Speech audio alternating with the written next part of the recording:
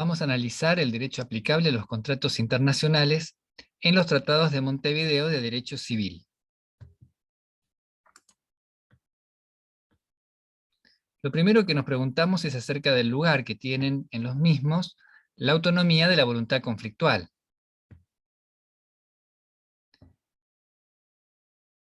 En el Tratado de Derecho Civil Internacional de Montevideo de 1889, no se menciona la posibilidad de que las partes puedan elegir el derecho aplicable.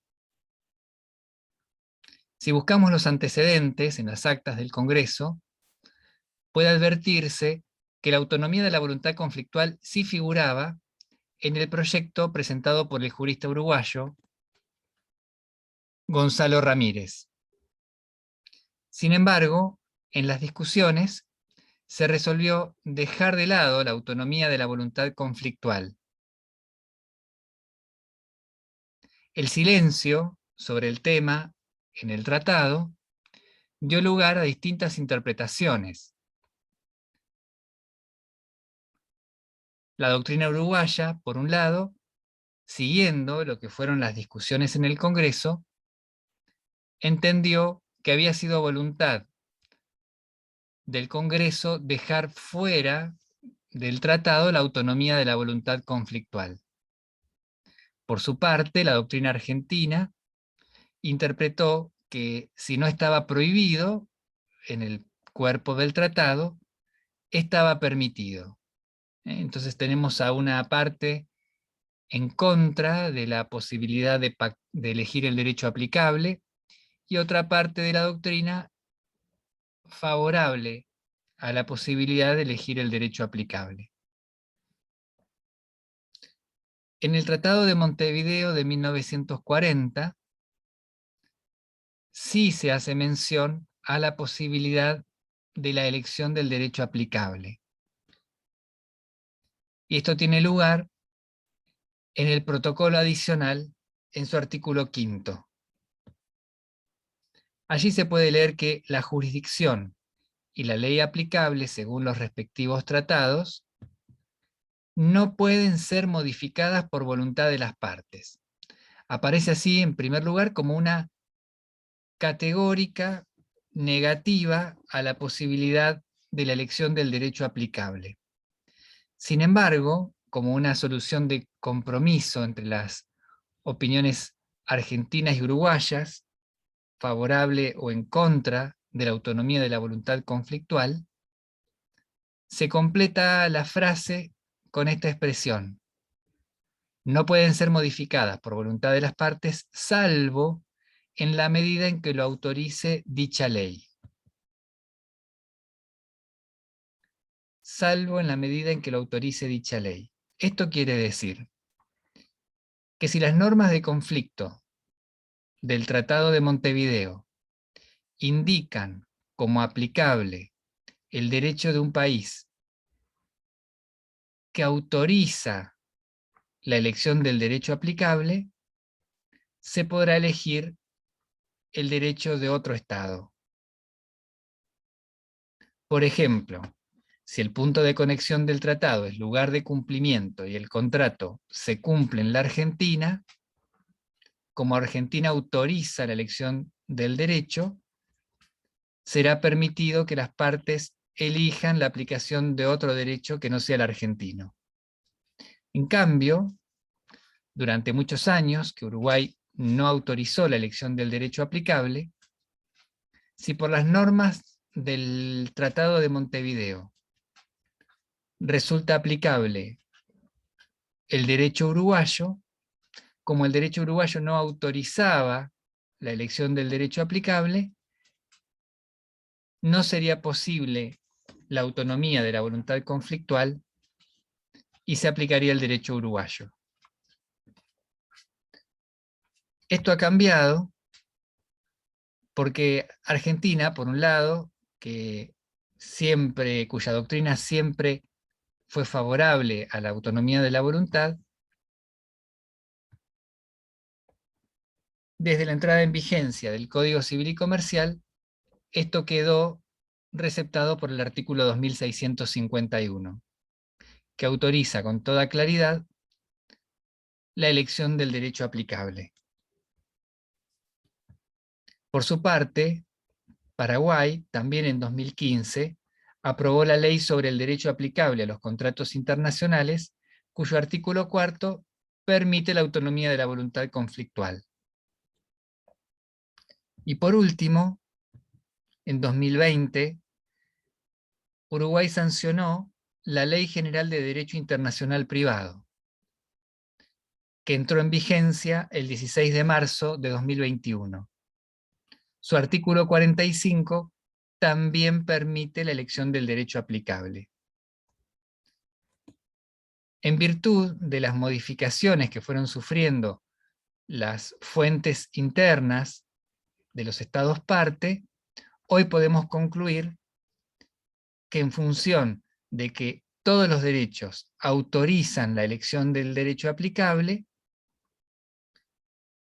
hoy el Tratado de Montevideo de Derecho Civil de 1940 autoriza la autonomía de la voluntad conflictual. ¿Qué pasa en subsidio si las partes no eligen el derecho aplicable a su contrato? En el artículo 36 se regula el derecho aplicable a las formas y solemnidades de los actos jurídicos que comprenden los contratos. Las formas y solemnidades de los actos jurídicos se rigen por la ley del lugar en donde se celebran u otorgan. Lugar de celebración. En cambio, los demás aspectos, la existencia del contrato, su naturaleza, su validez, sus efectos, sus consecuencias, su ejecución y, en suma, todo cuanto concierne a los contratos bajo cualquier aspecto que sea, claro, menos las formas y solemnidades, todo lo demás relativo a los contratos se rigen por la ley del lugar en donde los contratos deben cumplirse. Lugar de cumplimiento. Ahora bien, ¿qué se entiende por lugar de cumplimiento en el Tratado de Derecho Civil Internacional de Montevideo de 1940?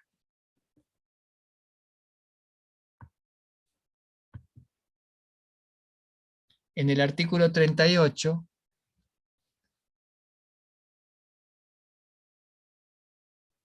se practica una calificación del punto de conexión lugar de cumplimiento.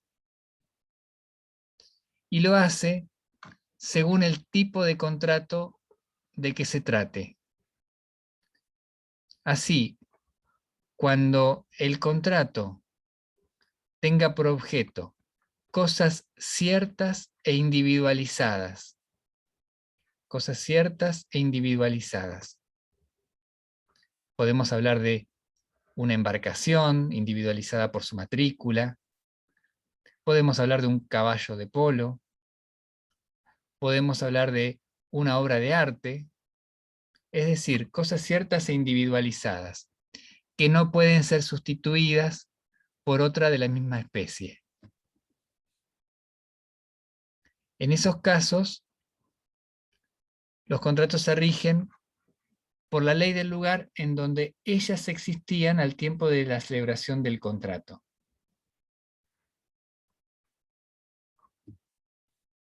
En cambio, los contratos que recaigan sobre cosas determinadas por su género y cosas fungibles, que para nuestro derecho estamos hablando de sinónimos, entonces las cosas determinadas por su género o fungibles, es decir, que pueden ser intercambiadas por otras de la misma especie, se rigen por la ley del domicilio del deudor.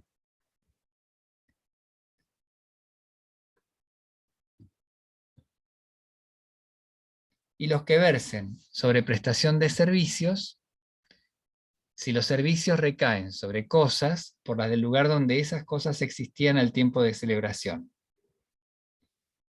Si la eficacia del contrato se relaciona con algún lugar especial, por la de aquel donde hayan de producirse sus efectos.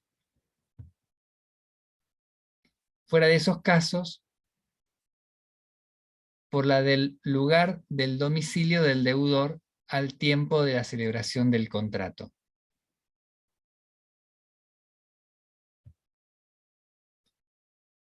Claro que, aunque no lo mencionan, porque al tiempo del Tratado de 1889 ni remotamente se había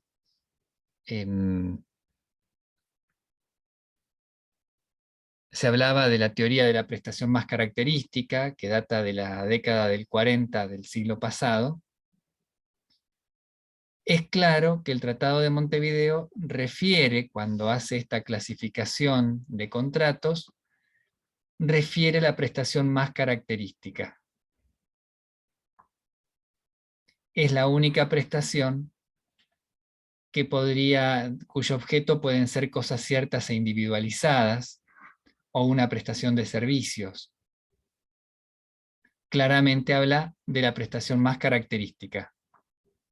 La prestación que permite distinguir a un contrato de otro. La prestación no dineraria.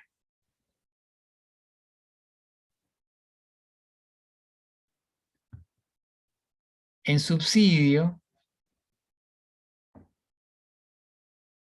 los contratos en los cuales no puede determinarse el lugar de cumplimiento